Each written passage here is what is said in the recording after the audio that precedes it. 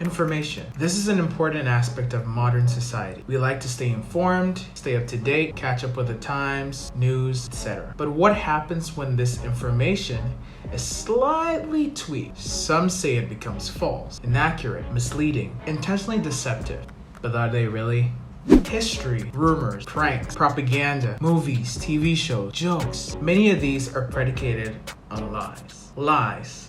What are lies? An intentionally false statement. A fabrication. Yes. Statistics. Oh, statistics. The devil's little tool. We like to think we're special. We like to think we can decipher the truth from the lie. But can we really? Can we? Can we honestly say that we can distinguish between every lie and truth we hear in a day? Can we? Did you lie to yourself in answering that question? If I told you how perfect my day was as it happened, and I left out the one part where I cheated on you, would I be lying or would I be telling the truth? Let's test this idea. Let's run a fun little game show.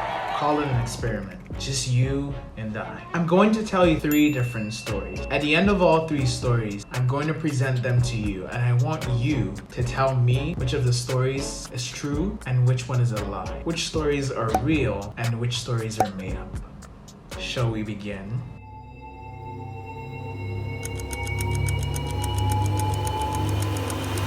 Story number 1.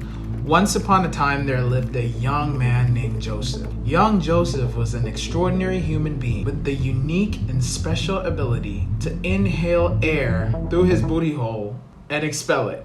Legend has it he discovered his talent when swimming near his home on the beautiful French coast. An article actually explained it this way, and I quote, "At first, Joe used his talent to shoot water at incredible distances, as far as 5 meters when he was an adult. But he soon discovered that he could take in air and release it how he wanted. After his service in the army, Joe began to perform at a local music hall and became famous with his very unique rendition of popular French songs by farts. It is even said that he could play the flute with his booty hole." So that's story number 1. Whatever opinions you have on whether it's true or a lie, write it down, maybe in the comments, maybe on your notebook, or keep a mental image of it. Let's go to story number 2.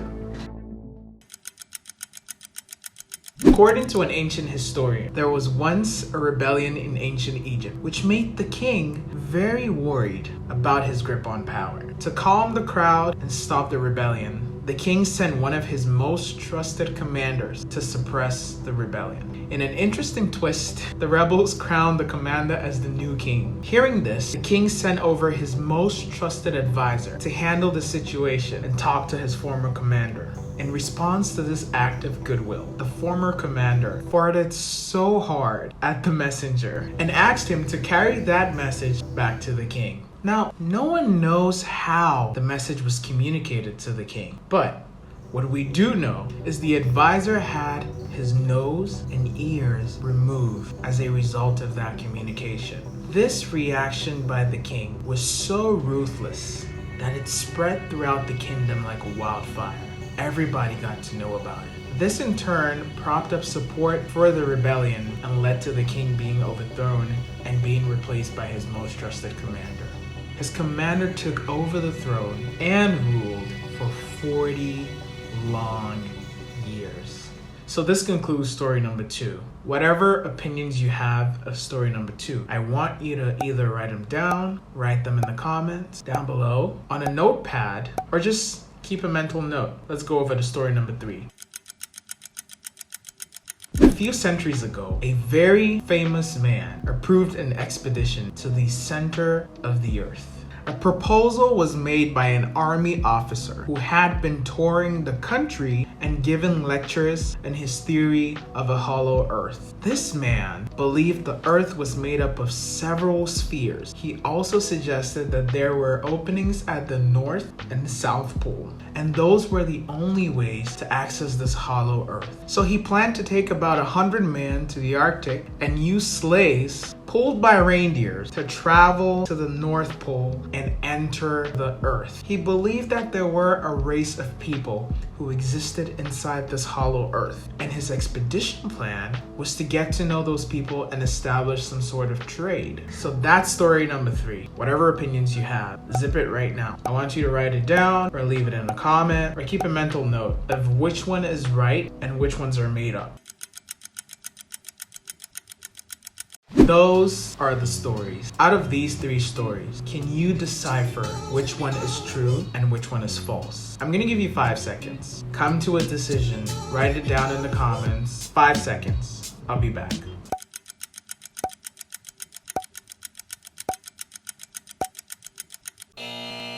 So, which one did you choose? Let's look at these on a story-by-story basis. So we're gonna start with story 1. Story 1, Fart Maniac, is a true story. Our hero was Joseph Puyol, who went by the stage name Le Pétomé. Yes, I did fuck up the pronunciation, but this is really what it is. Le Pétomane. Jesus Christ. Which means the Fart Maniac. In 1892, he became famous for his fart ability and held shows at the Moulin Rouge. Moulin Rouge? Moulin Rouge? How'd you pronounce that? Okay, listen, I haven't taken French in like 5 years, okay? Moulin Rouge. Well, did you guess that right? I'm rooting for you here. I hope you guessed that right. Now we move on to story number 2. Story number 2 is true. Story number 2 is the truth. It's a true story. The Greek historian Herodotus was the man who chronicled this shitstorm of events. It was a chronicle of the fall of King Apries. Oh, fuck. Apries. Whatever. And the rise of his commander, King Amasis, in his now famous book, The Egypt of Herodotus. Did you guess that right? Story 3. It's about the hollow earth. What did you guess? Was it correct? Was it wrong? Of course it was fucking wrong. Nobody has time to think about a hollow earth or... It's like flat earth, right? Nah, I'm just fucking kidding.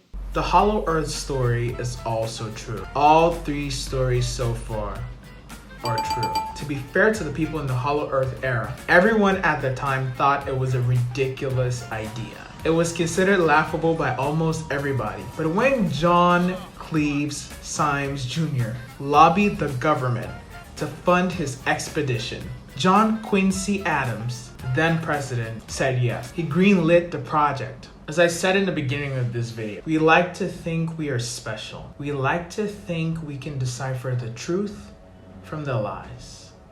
But can we really? If I asked you throughout your day today, can we honestly say at every point in the day we can decipher what is true from what is a lie? Well, now that I ask you a second time, you might be more obliged to be truthful with yourselves. And that's great. But I want to leave you with one question. What if I told you that I modified parts of these stories? Would that still make them true? Peace.